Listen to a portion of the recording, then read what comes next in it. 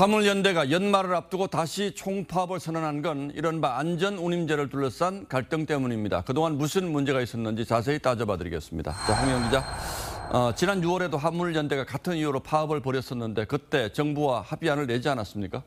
네, 그런데 당시에도 불씨가 남아 있었습니다. 협상 직후 화물연대와 국토부가 서로 다른 해석을 내놨었는데요. 예. 이 화물연대는 안전운임제의 한시적인 운영을 끝내고 영구적으로 추진하기로 했다고 했고, 국토부는 기한 연장을 논의한다는데 무게를 뒀습니다.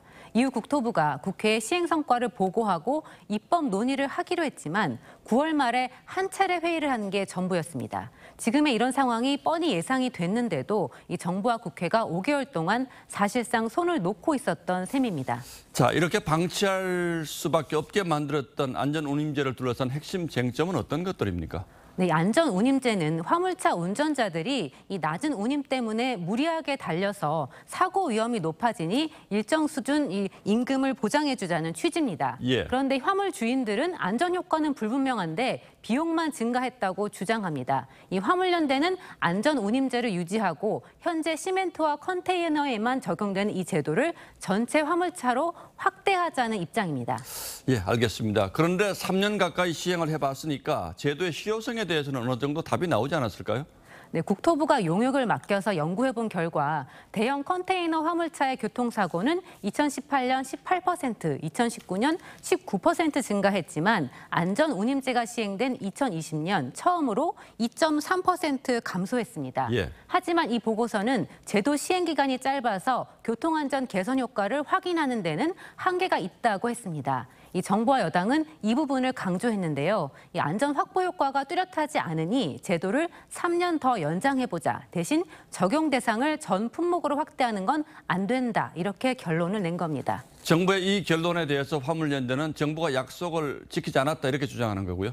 네, 화물연대는 모레 0시부터 무기한 운송 거부에 나서겠다고 초강수를 뒀습니다. 이 포항은 철강, 강원은 시멘트, 경남은 조선 기자재, 대전은 자동차 부품 산업을 중단한다는 이런 세부 계획도 공개했는데요.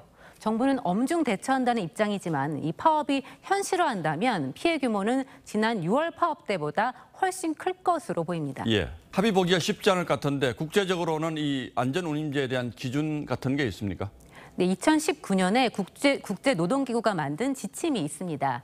이 국민과 승객 등 모든 도로 이용자들을 사고 위험으로부터 보호하는 건 정부와 노사 모두의 공동 책임이라는 내용인데요. 사회적 대화를 통해서 지속 가능한 운임 체계를 만들라고 권고했습니다. 예.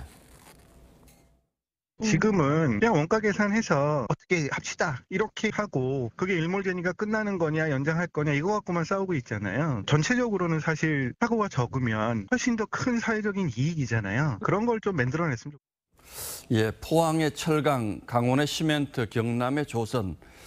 화물연대가 내놓은 계획표가 다 우리 경제의 급소와 같은 곳이어서 걱정스럽군요. 예, 홍영 기자 잘 들었습니다.